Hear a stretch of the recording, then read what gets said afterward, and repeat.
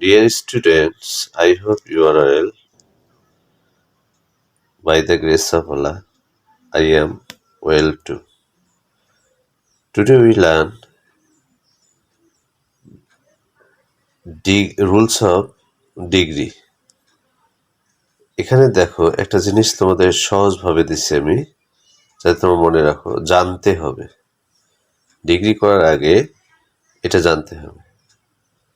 একবারে উচ্চারণ করা যায় এমন অ্যাডজেক্টিভ বা পজিটিভ ডিগ্রিতে শেষে ইয়ার এবং ইএসটি যোগ করে যথাক্রমে কম্পারেটিভ এবং সুপারলেটিভ ডিগ্রি করতে হয়।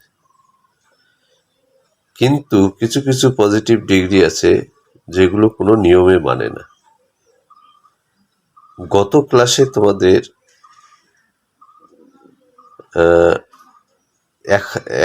একাধিকবার উচ্চারণ হয় এমন অ্যাডজেক্টিভ বা পজিটিভ ডিগ্রিকে কিভাবে কম্পারেটিভ এবং সুপারলেটিভ করতে হয় সেটা শিখিয়েছি। আর এর আগে তোমাদের শিখিয়েছি যে একবারে যেগুলো উচ্চারণ হয় সেগুলো শেষে ইয়ার এবং ইএসটি যুক্ত করে যথাক্রমে কম্পারেটিভ এবং সুপারলেটিভ ডিগ্রি করতে হয়, এটা শিখিয়েছিলাম। কিন্তু দেখো একবারে উচ্চারণ হয় এমন কিছু ডিগ্রি রয়েছে যেগুলোর শেষে ইয়ার বা ইএসটি যুক্ত করে কম্পারেটিভ এবং সুপারলেটিভ হয় না। তাহলে তার মানে এগুলো কোনো নিয়মে মানে না, সেগুলো মনে রাখতে হবে। আমি কয়েকটি এখানে তোমাদের সুবিধার জন্য দিলাম, তোমরা বাকিগুলো বই থেকে পড়ে নেবা। এখানে দেখো যে আমি দিছি, কিন্তু কিছু পজিটিভ ডিগ্রি আছে যেগুলো কোনো নিয়মে মানে না। যেমন positive degree, comparative degree, superlative degree. এখানে দেখো গুড, এখানে গুড আর না হয়ে বেটার। এখানে দেখো বেস্ট, আগের দুইটা রুলের চেয়ে টোটালি আলাদা। এই যে ব্যাড, ওর্স্ট,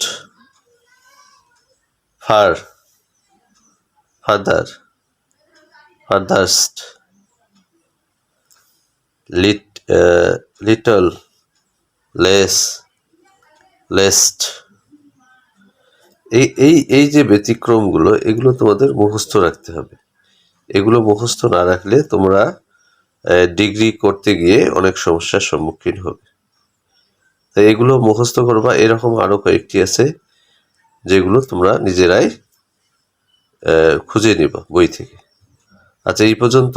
ভালো থাকো, সুস্থ থাকো, ক্লাসগুলো নিয়মিত দেখো। টিল দেন, আল্লাহ হাফেজ।